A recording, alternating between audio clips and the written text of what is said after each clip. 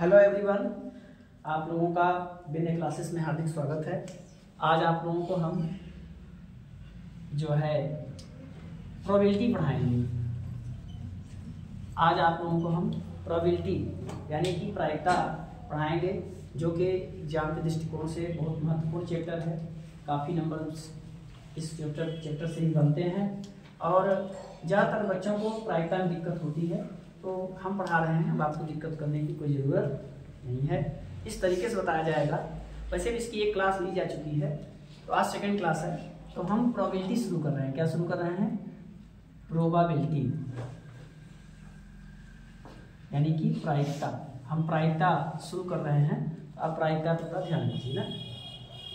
कल हम बात किए थे प्रतिदर्श क्या होता है, यानी सैंपल पे हम बात किए थे प्रतिदर्श क्या होता है। ए बच्चे, इसके बाद हम घटना यानी इवेंट पर बात कर चुके थे। इसके बाद बच्चे हम निश्चित घटना पर बात कर लिए थे। इसके बाद बच्चे हम अनिश्चित घटना पर बात कर चुके थे।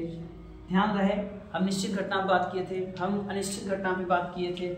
इसके साथ ही साथ हम जो है बात किए थे कि किसी भी घटना की जो प्रायिकता होती है वो 1 से छोटी बराबर या 0 से छोटी बड़ी होती है। बड़ी छोटी बड़ी बराबर होती है। ठीक है। हम ये भी बात किए थे किसी घटना की प्रायिकता हम कैसे निकालते हैं। तो किसी घटना की प्रायिकता का मतलब होता है उस इवेंट की संख्या बटे टोटल संख्या। ये तरीका होता है प्रायिकता निकालने का। और किस मुद्दे पर कल बात हुई थी हमारी, तो हम प्रतिदर्श की बात किए थे। प्रतिदर्श का मतलब होता है कि अगर कोई घटना घट रहा है तो उस घटना के घटने में कुल टोटल कितनी संभावनाएं हैं। यदि कोई घटना घट रहा है तो उसके घटने में कुल टोटल कितनी संभावनाएं हैं, उसी को हम प्रतिदर्श कहते हैं। क्या करते हैं? प्रतिदर्श। जैसे एक कॉइन को हम टॉस करें, इसका एग्जांपल ले रहे हैं। एक कॉइन को हम टॉस करें तो हेड और टेल आता है, ये टोटल संभावना हो गया। अब घटना क्या होता है बच्चे? घटना में यश के सारे एलिमेंट आ सकते हैं और नहीं भी आ सकते हैं। यानी ई जो होता है ये सबसेट होता है यश का। क्या होता है? सबसेट। माने ई में यश के कम से कम एक या कुछ अवयव नहीं रहेंगे, टोटल अवयव नहीं आएंगे। अगर टोटल अवयव आ जाते हैं, ई एक घटना है जिसमें यश के सभी अवयव नहीं आएंगे, कुछ न कुछ कम रहेंगे। अगर सभी आ जाएंगे तो उसकी प्रायिकता 1 हो जाएगी, यानी वो निश्चित घटना हो जाएगी।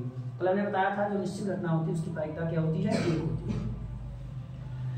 और प्रायिकता जो होती है 0 से बड़ी बराबर और 1 से छोटी बराबर होती है।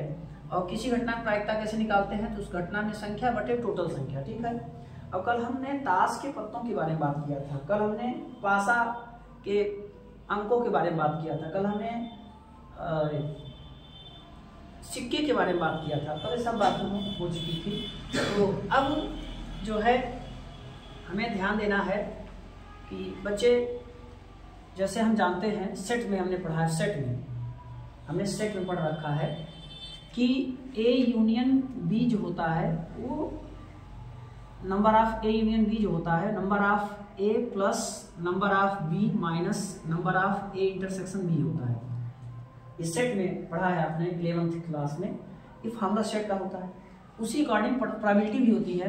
प्रोबेबिलिटी ए यूनियन बी = होगा प्रोबेबिलिटी ए की, प्रोबेबिलिटी बी की और minus probability A intersection B की। इस पर ध्यान दीजिएगा आप लोग। ठीक है। तो जैसे सेट से ये क्वेश्चन सेट बनता है, उसी प्रोबेबिलिटीज बन जाता है ना। Probability A union B = probability A plus probability B minus probability A intersection B. इसके बाद बच्चे कुछ कंडीशंस आते हैं कि स्वतंत्र घटना किसे कहते हैं। ध्यान दीजिए, स्वतंत्र घटना किसे कहते हैं। स्वतंत्र घटना क्या होती है। इसके बाद बच्चे अपवर्जी घटना क्या होती है। कुछ घटनाओं के बारे में जान लीजिए, फिर हम जो है आगे क्लास चलेंगे। निःशेष घटना किसे कहते हैं। निःशेष घटना, इन घटनाओं के बारे में थोड़ा जान लिया जाए। स्वतंत्र घटना क्या है, अपवर्जी घटना क्या है, या फिर निःशेष घटना क्या है। तो बच्चा, स्वतंत्र घटना का मतलब होता है जैसे 2 घटनाएं हैं हमारे पास, एक ए है और एक बी है। अगर वो स्वतंत्र है, 2 घटनाएं हैं, एक ए है और एक बी है, यदि वो स्वतंत्र हैं तो उनकी प्रोबेबिलिटी का गुणनफल जो होगा उनके इंटरसेक्शन के गुणनफल के बराबर होगा। अगर ऐसा होता है तो स्वतंत्र घटना कहलाएगा। 2 घटनाएं हैं हमारे पास 2 घटनाएं हैं, एक घटना ए है और एक घटना बी है। अगर घटना ए की प्रोबेबिलिटी और घटना बी की प्रोबेबिलिटी का जो मल्टीप्लाई है वो घटना ए इंटरसेक्शन बी के अगर बराबर आ रहा है तो उसको हम स्वतंत्र घटना कहेंगे। ठीक है, ये फार्मूला है और स्वतंत्र घटना की पहचान भी है। आप जो समझ सके, ये फार्मूला भी है और स्वतंत्र घटना की पहचान है। दो घटनाएं ए और बी हैं तो उनकी प्रोबेबिलिटी का जो मल्टीप्लाई आएगा उनकी इंटरसेक्शन की प्रोबेबिलिटी के बराबर होगी। ऐसे क्वेश्चन बनता है, आपकी जान क्वेश्चन बनेगा कि दो घटनाएं होंगी, उनकी प्रोबेबिलिटी दी होगी और कहेगा कि ये स्वतंत्र है तो इनके इंटरसेक्शन की प्रोबेबिलिटी क्या होगी। अपोर्जी घटना किसे कहते हैं बच्चा? अपोर्जी घटना, जैसे दो घटना ए है और ए बी है तो अपोर्जी का मतलब होता है उसमें कुछ भी कॉमन ना हो, कुछ भी कॉमन ना हो। तो परस्पर अपोर्जी घटनाएं अगर हैं, परस्पर अपोर्जी घटनाएं हैं तो उनके ए इंटरसेक्शन बी की जो प्रोबेबिलिटी होगी वो 0 होगी। क्या होगी? 0। समझ पाए? अपोर्जी घटना समझ पाए? अपोर्जी का मतलब होता है जैसे आपके सामने दो घटना है, कितनी घटना है? 2, उसमें कुछ भी कॉमन ना हो। जैसे एक पासा के, एक डाई के टॉस में सम एंड विषम की घटना हो जाए तो क्या दोनों कुछ कॉमन होगा? नहीं। एक डाई को हम टॉस करें, एक डाई को हम टॉस कर दें, उसमें इवन एंड आर्ट्स की जो इवेंट्स होंगी, घटनाएं होंगी, तो क्या इवन एंड आर्ट में कुछ कॉमन है? नहीं है। क्या कहा जाएगी? अपोर्जी। क्या कहलाएगी? अपोर्जी। तो अपोर्जी घटनाएं वे घटनाएं होती हैं जिनमें कुछ भी एलिमेंट्स कॉमन ना हो, यानी जिसके इंटरसेक्शन की प्रोबेबिलिटी 0। ठीक है, अब देखो निःशेष घटना किसे कहते हैं? निःशेष घटना।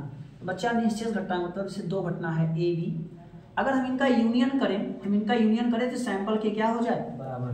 प्रतिदर्श के क्या हो जाए? बराबर।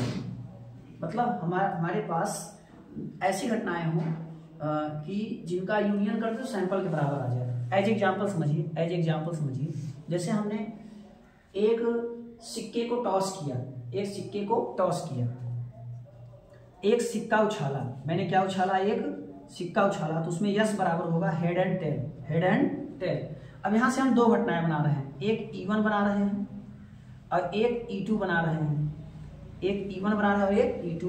अगर हम E1 यूनियन E2 कर दें तो क्या मिलेगा हमें? हेड एंड टेल मिलेगा ना। ये किसके बराबर आ गया? यस के बराबर आ गया। तो ऐसी घटनाएं कहलाती हैं निःशेष। लेकिन इसमें एक एग्जाम्पल मेरे एक लॉजिक आ गया, अगर आप ध्यान से अगर आप देखें तो ये दोनों अपवर्जी भी हैं। क्या है? अपवर्जी भी हैं। तो ऐसी घटनाओं को अपवर्जी निःशेष कहते हैं। क्या कहते हैं? अपवर्जी निःशेष। देखो बेटा, ये अपवर्जी भी है, इनमें कोई कॉमन नहीं है और इनका यूनियन एस के बराबर आ रहा है, तो अपवर्जी निःशेष। एक घटना और बढ़ जाता है, अपवर्जी और निःशेष घटना। जहां अपवर्जी और निःशेष की बात आए, मान लीजिए दो घटना है आपके पास, E1 एंड E2 है, तो अपवर्जी होने का मतलब है उनमें कॉमन क्या हो बच्चा? 5, और उनका यूनियन क्या हो बच्चा? यस हो। इसको क्या कहते हैं? अपवर्जी एंड निःशेष। तो प्रायिकता पढ़ने से पहले कुछ कॉन्सेप्ट होते हैं जो जानना जरूरी है, तो इसलिए आप लोग थोड़ा ध्यान दें कि अपने से प्रतिदर्श चेक कर लेना एक बार। वैसे हमने कल प्रतिदर्श में बहुत कुछ बातें की थी। घटना चेक कर लेना, निश्चित घटना होती है, अनिश्चित होती है, प्रोबेबिलिटी, ये दो बातें जरूर जानना। और एक बात इसमें और बनती है बच्चा, जैसे मान लीजिए ये PE की प्रायिकता है, कभी कभी PE नहीं की प्रायिकता पूछता है, PE नहीं की प्रायिकता, तो PE नहीं की प्रायिकता कैसे निकलेगा? तो एक में से E की प्रायिकता घटा दीजिए ना। अच्छा, इसी से हम एक सूत्र बना लेते हैं, PE और PE नहीं की प्रायिकताओं का योग क्या होता है? 1 होता है। एक यहाँ से सूत्र बन गया। ठीक है, तो ये फार्मूला ये ध्यान देना, एक फार्मूला ये ध्यान देना, एक फार्मूला ये ध्यान देना।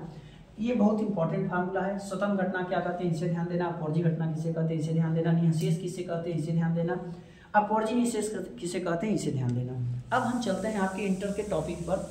इंटर के टॉपिक में जो आपकी बात की गई है सप्रतिबंध प्रायिकता। किस पे बात करते हैं बच्चे?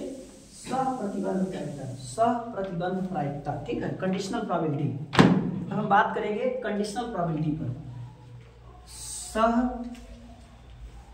प्रतिबंध प्रायिकता पे हम बात करेंगे। किस पर बात करेंगे? प्रतिबंध प्रायिकता।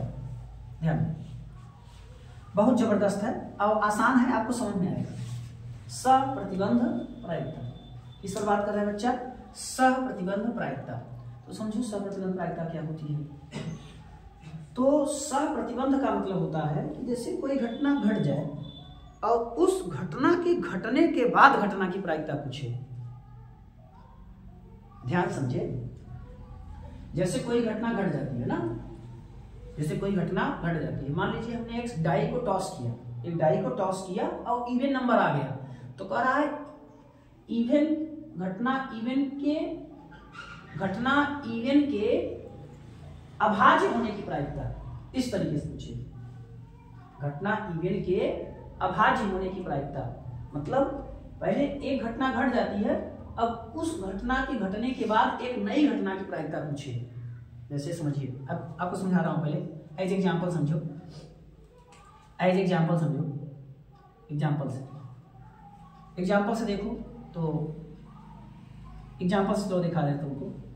तो एग्जाम्पल से क्या है कि जैसे मान लीजिए हमने एक डाई को टॉस किया, एक पासा फेंका, क्या फेंका मैंने, एक पासा। ध्यान देना, क्योंकि आपके चैप्टर का पहला अभ्यास इसी सूत्र पे चलेगा, आपके चैप्टर का पहला अभ्यास इस पे चलेगा, इस पे चलेगा, इस पे चलेगा, ये सब पे चलने वाला है। और नहीं समझ में आएगा तो आप हमें बताइएगा, ठीक है, कमेंट भी कीजिएगा। देखिए, एक पासा फेंका जाता है तो उसमें टोटल इवेंट घटना जो होती है उस ये होती है 1 2 3 4 5 6, टोटल यही होता है। अब कह दिया जाए कि इवेंट में क्या आएगा बच्चा, 2 4 6।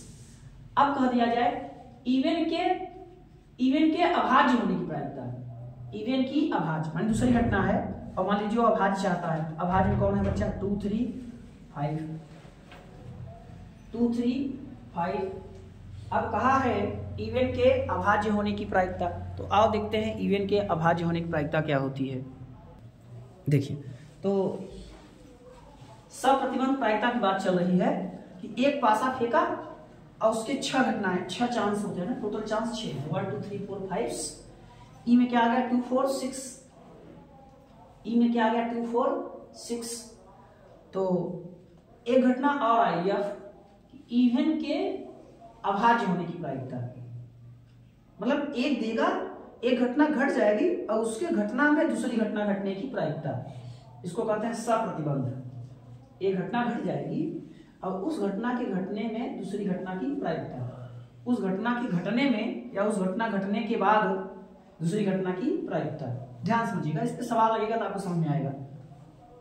अच्छा, तो पूछ क्या रहा है, ध्यान से समझिए, प्रायिकता पूछ रहा है। क्या पूछ रहा है, प्रायिकता। क्या पूछ रहा है बच्चा, प्रायिकता। किसकी प्रायिकता पूछ रहा है, कि घटना ई घटने के बाद एफ की प्रायिकता ना, ऐसे लिखोगे, जिसका पूछेगा उसका ऊपर, जिसके बाद पूछेगा उसका नीचे। इसका मतलब क्या है, ई के बाद एफ की प्रायिकता, घटना ई घटने के बाद एफ की प्रायिकता, उसकी कहने का अर्थ ये है, घटना ई घटने के बाद एफ की प्रायिकता। निकाली कैसे जाएगी, निकाली कैसे जाएगी, बच्चा ऊपर रहेगा ई इंटरसेक्शन एफ की प्रायिकता, और नीचे जिसकी घटी है उसकी प्रायिकता, जिसकी घट चुकी है, ऊपर दोनों में कॉमन की, और नीचे अगर ई घट चुका है तो ई की प्रायिकता नीचे लिखेंगे। तो ई की प्रायिकता क्या है, ई में कितने एलिमेंट है, 3। ई में कितने एलिमेंट है, 3, ये फार्मूला। ई में कितने एलिमेंट हैं, 3, 1 2 3, और टोटल कितने हैं, 6। और ई इंटरसेक्शन एफ ऊपर क्या लिखेंगे, इनमें कॉमन क्या है, इनमें कॉमन क्या है, इनमें कॉमन क्या है बताइए, 2, तो 1/6, एक ही कॉमन है ना, तो 6 से 6 कैंसिल, 1/3। इसको कहते हैं सप्रतिबंध प्रायिकता। तो यह है सप्रतिबंध प्रायिकता का फार्मूला।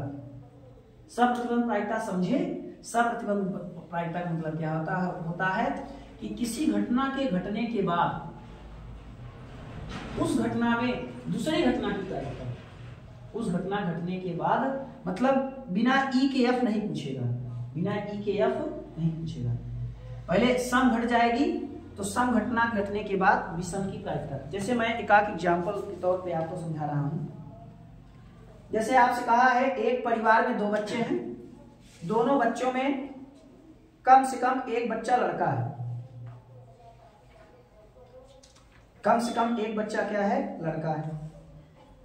तो कहा है दोनों बच्चों के लड़का होने की क्या प्रायिकता है, दोनों बच्चों के लड़का होने की। पहली बात समझो, एक परिवार में 2 बच्चे हैं, 2 बच्चों से हम सैंपल बनाएंगे। एक परिवार में कितने बच्चे हैं, 2 बच्चे हैं, 2 बच्चों से हम सैंपल बनाएंगे। अब उस सैंपल के बाद, सैंपल माने यस प्रतिदर्श पा लेंगे। भाई 2 बच्चे हैं, दोनों लड़के हो सकते हैं, एक लड़का एक लड़की, दोनों लड़का या लड़की लड़का, कुछ भी हो सकता है। यह ज्ञात हो, कहा है यह ज्ञात हो, माने पहले से हमें पता है, ई हमें पता रहता है। यह ज्ञात हो कि उन बच्चों में से एक बच्चा लड़का है, एक बच्चा, कम से कम एक बच्चा लड़का है। हमें कहा है, हमें ज्ञात हो, ज्ञात हो माने हमें दिया है, हमें पता है कि एक बच्चा लड़का है।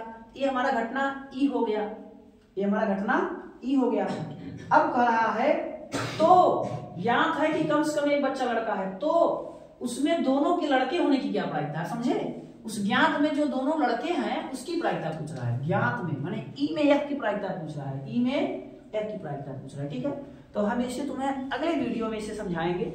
तो अगर अच्छा लगेगा हमारा ये वीडियो तो लाइक सब्सक्राइब शेयर कीजिएगा, अगले वीडियो में जरूर आइएगा। चलिए आप लोग नोट कर लीजिए।